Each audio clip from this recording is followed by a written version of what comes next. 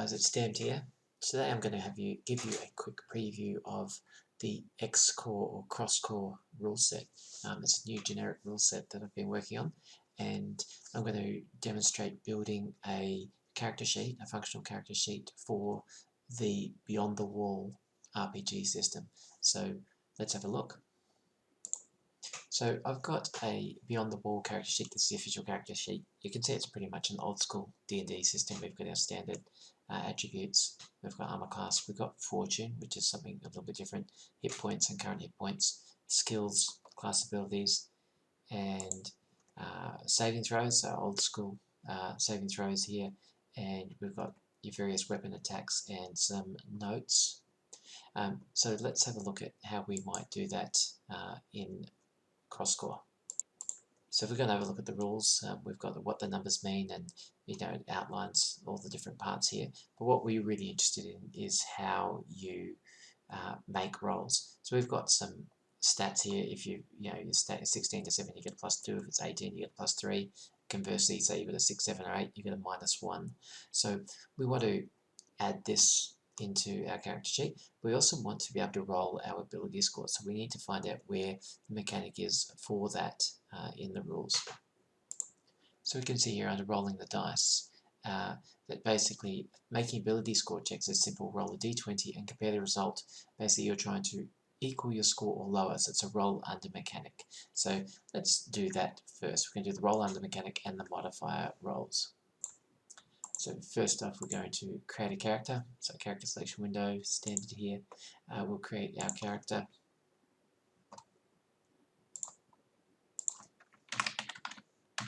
Alright, so we've got our basic attributes. We'll just set one up to start with. And we've got, so we'll start with strength. And we've got strength score. And we've got bonus.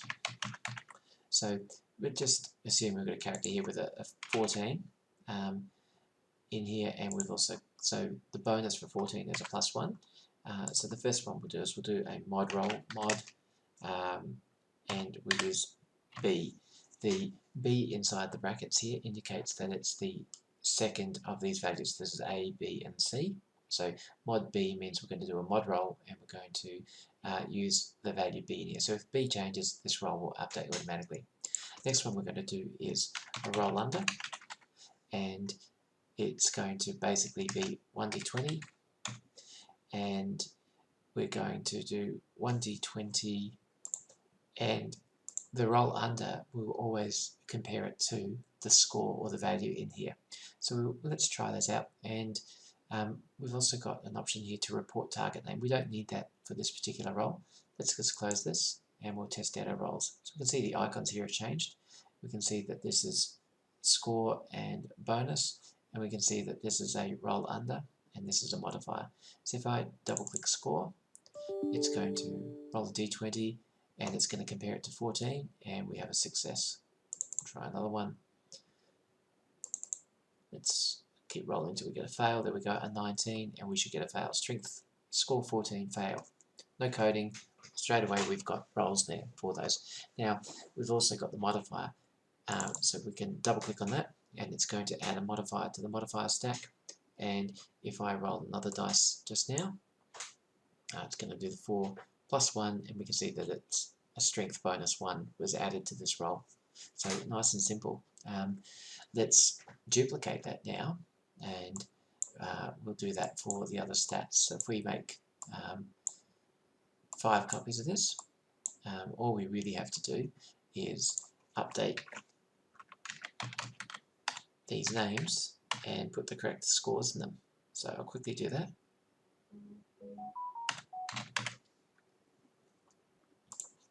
So our character has a charisma of 12, he has a dex of 11, strength of 14, constitution of 16, intelligence of 8, and wisdom of 11.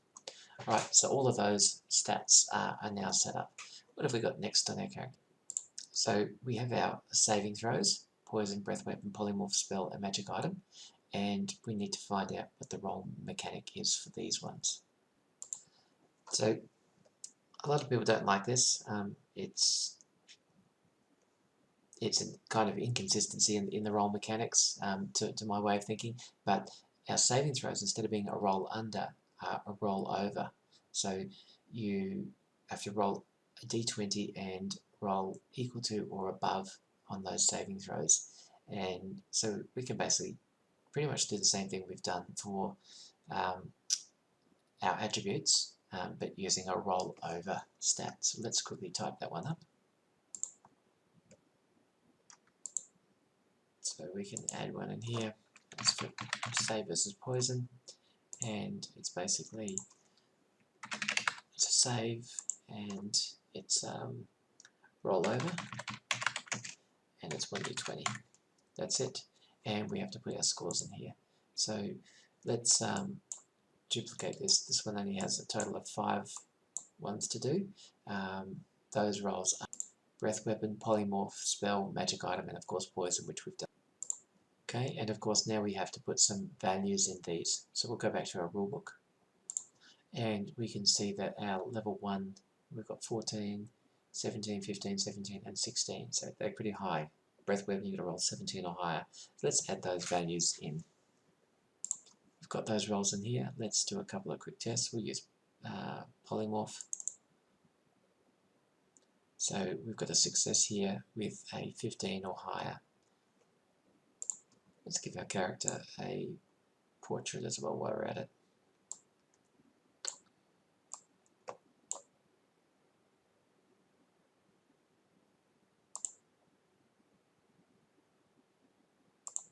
There we go. So Gudrian, he has a 15, which is a success again, and we'll see if we can just pull up a fail. Okay, very good. So we've got a fail on that roll. So our saving throws are done. Easy, you can just click in these fields and edit them, and that's done. We can also see here that we have something called a base attack bonus, and we want to add that in the character sheet, and for our level 1 warrior we have a +1.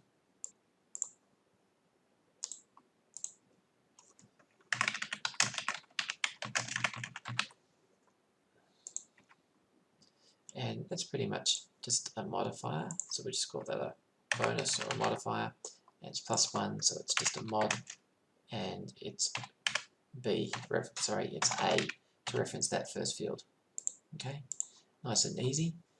Let's keep moving through our character sheet.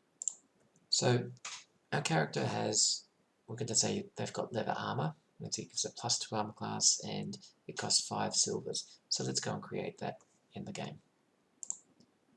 It's an item, so we'll go down here, and of course you can create your own libraries of these things so that they can be reused. We'll call this leather armor, and the cost is 5 silver pieces, and what we want in here is armor, and it's +2. Now we could do a /mod A in here.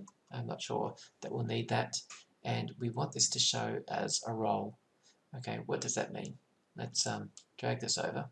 So inventory items, they will get dragged into this field here, and obviously we need a weight value here, but what can happen is we want this armor to be accessible from our character sheet, and so we want it to appear down here under weapons, so we could also change this to weapons and armor. Right, just edit that in here, but we obviously we can't see it in here. Let's remove it from here. Get that wrong, and let's change this to show as a roll, and this time when we add it in on our inventory and we go back to our front tab, it's now available in here, so we can do our rolls from our armor. So armor is pretty straightforward. It's a combination of your dexterity and typically of any armor that you're wearing, and maybe later on some magic items. So dexterity bonus plus our armor bonus. Now our armor bonus was +2, and our dexterity at 11 has a bonus of 0. I didn't update the bonus fields over here for these rolls. So we've got one here that's even a -1. That's a 0. So at dexterity of 11 gives us no bonus here. So we're going to change this N1 field to armor class, and our leather armor gives us 2 armor. We'll put a 2 in here.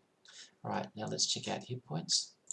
We can see here there's some rules on hit points. Our character is actually a fighter, so we want to see what, or the warrior, and we want to see what they have for their hit die. So it's a D10. So we could roll a D10. We'll just give ourselves a decent roll, I hope.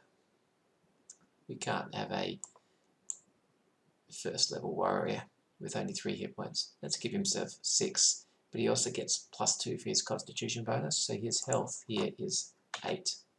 We'll put the 8 in here, and his initiative is set at his dexterity bonus, plus a couple of other things. Let's check that.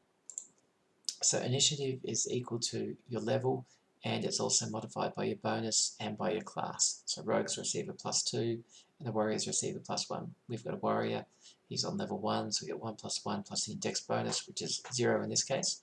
So let's check out how we do that. So init here is nice and simple, it's a 2. Now, say your init was a d6, you could write 1d6 in here, and when you double click on this field, it will roll the 1d6 and will update the field. So it's now a 1, and that's going to reflect in the combat tracker. For this particular game system, the initiative is static. It's based on a bunch of modifiers, so you'll tend to go in the same order each time. So we can remove our dice roll from here and just use this static entry of 2. So that's our initiative done. Medium-sized creatures in fantasy grounds are size 1, reach 1, and I'm not sure what the speed is in here. We're going to go with 5 squares for the moment. We'll worry about that one later on. This doesn't have any mechanical value, it's just a reference point here. So let's work on those. Now let's have a look at his class. So his class here was warrior. What we can do is go over to classes, and we can build a warrior class here. So we've got a bunch of information here. We can copy this information out, and we can just take a copy, paste it in over here. We can use Control-J to join those together. We're starting to build up some information here for reference to help us play the games later on. We can see hit dice D10, initiative bonus +1, they can wear any armor, and there's a bunch of other stuff here. But let's go over to the abilities tab. We're going to add a couple of levels here. So level 1, let's check the rules. So experience 0, we get a +1 bonus. We've got some stats here that we want to add in. So we can copy those. What we do is tick any fields that we want to be referenced, so we know our health is 1d10. Option 1 here, base attack bonus, +1, and we had our saves. Right, we'd work out some nomenclature here to put down for these, and we keep that consistent as we go through. You can see I've just put some characters in here. We've got P for poison, BW for breath weapon, PO for polymorph, etc. Okay, let's see what other things we need to edit in here for our classes. We can see here that at levels 3, 6 and 9 they get to choose one of each of these, or one of these, and that they can choose them more often, but we don't need to add this for the moment. But we do have weapon specialization. So at first level we can pick a weapon, and you get a +1 to hit and +2 damage. So, and you also get to start this weapon for free. So let's copy that text put it in here, Control A, Control J, bring it all together, and we can also bold this. No, we can't. Okay.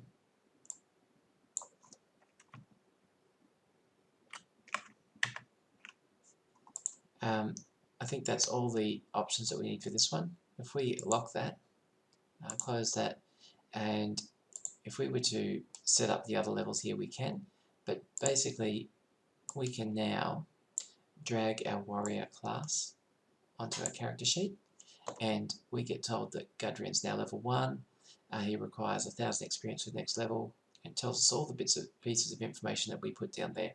And in addition, so that your character can remember this stuff later on, okay, we've got all this information recorded down here, this log. So when we become level 2, it'll record underneath and all the way through, so the player can go through and refer back to this if they might have missed something along the way.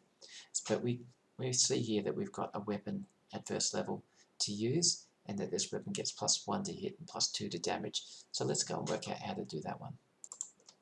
We can see here it's very lightweight, doesn't go into too much detail, but for a D8 damage, a longsword, we've got 16 silvers. I think that's appropriate. Let's see if we can create ourselves a longsword. So that's an item. Add another item in here. So longsword. What did we get? Attack. Alright, so this is, we want to set this attack information up. We need to set that up. Damage was 8, and so our damage is going to be a special roll called damage, and it's 1d and then the B, and we may get some bonuses here. So we get a +2 to damage while wielding that weapon, so we can do +2, and we may also find that our strength attribute modifier is added to all rolls to hit and all damage rolls in hand-to-hand combat. So that's going to be a good one to do. So that's also interesting to see how it's coded on the sheet.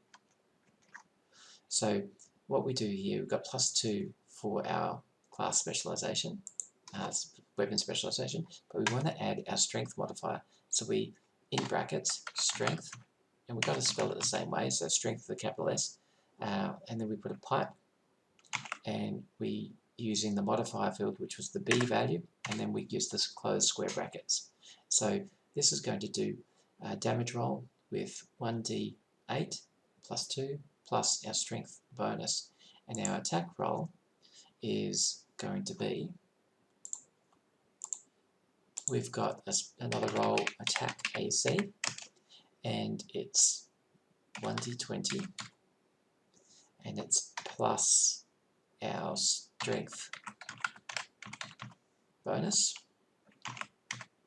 and we're also going to add our class specialization, which was a +1 with this particular weapon, and we're also going to add our base attack bonus, which again, square brackets, base attack bonus, pipe, and our base attack bonus, if we go over here and have a look, it's in field 1, or A, so we're going to use an A over here, close bracket.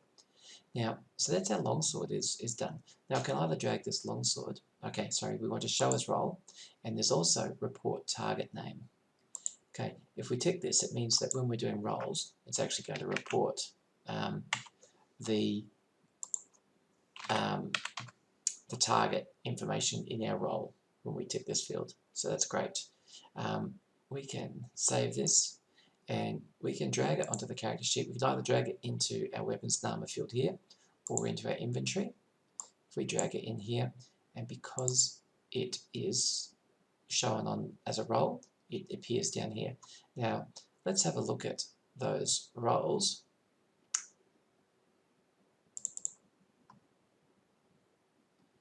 The 13, okay, we notice it didn't actually report any targeting information. It gave us our +1 for our specialization, it gave us +1 for our strength, and it gave us +1 for our attack bonus, but we haven't got a target. If we quickly give ourselves a target over here in the combat tracker, we'll create a really simple NPC. It's a goblin. I don't know a goblin's stats, but I'm going to give it a health of 6, and we're going to make this the armor class. If we're going to use armor class, it's always this field. We're going to give them an armor class of 11. They're the only stats that we're going to give this cat for the moment, and we'll drag our goblin in here. He's in the combat tracker. Let's drag Gadrian in here as well, and let's have Gadrian target the goblin. So using our longsword, we can use our longsword attack,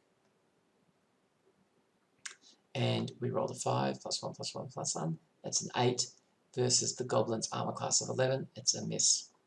I notice in here I've got a 0. I could have also, instead of putting the +1 in here, we could have put the 1 here and referenced this as a, okay, our field is locked, of course. We could reference our A here, like that.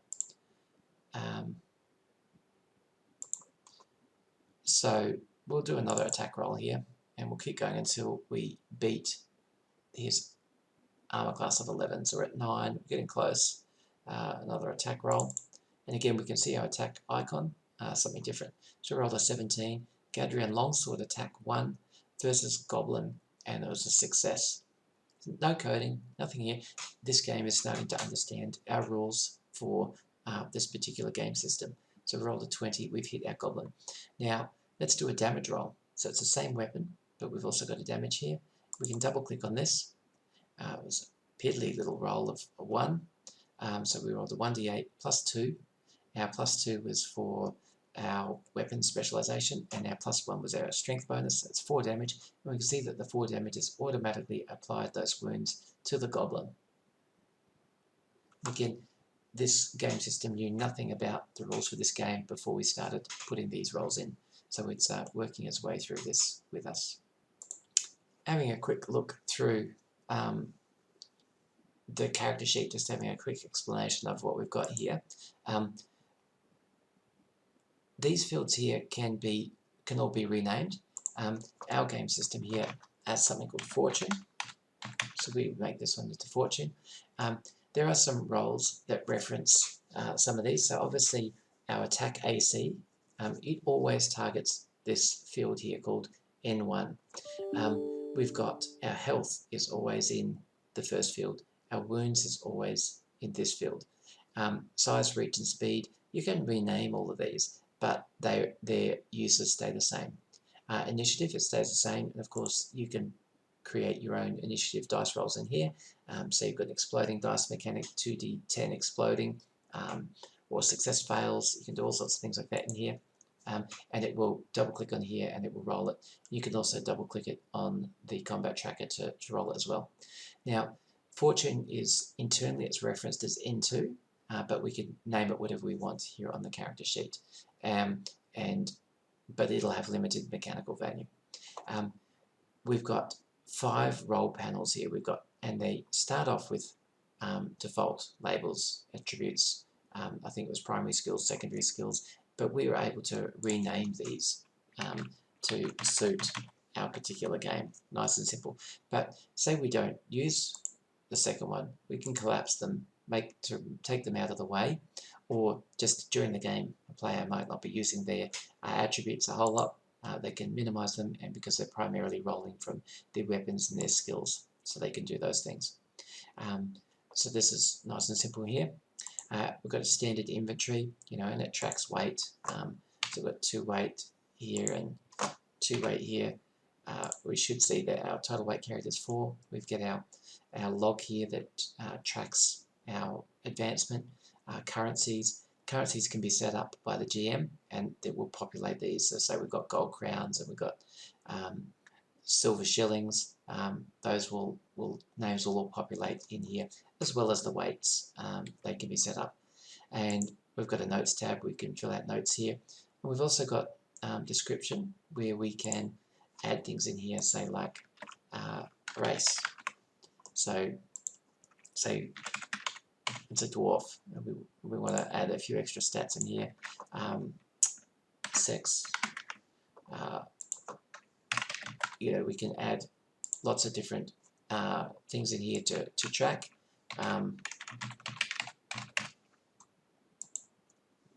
So in a previous life he was a butcher, right? You can add a whole bunch of extra fields in here and use those. Languages, again, you can create drag and drop languages, you can store them in here.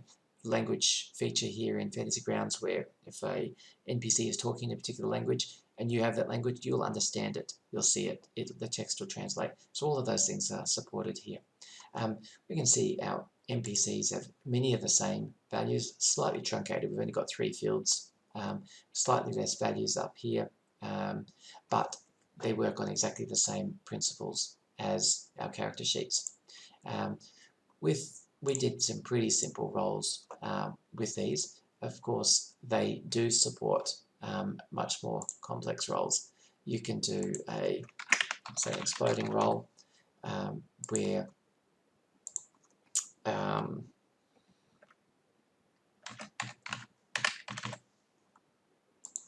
say these are 6 and 8, sorry, and 8. Let's just put a roll in here just for simple. If it's nothing, if the roll is just a roll, you just type the roll out. So it could be something like ADB, so it's going to roll 6 D8s and they're going to explode. So an exclamation mark here, and if we go and roll this, you can see it's just turned it into a roll icon. Double click on this, it's going to roll 6. Okay, no explosions. Let's try another one.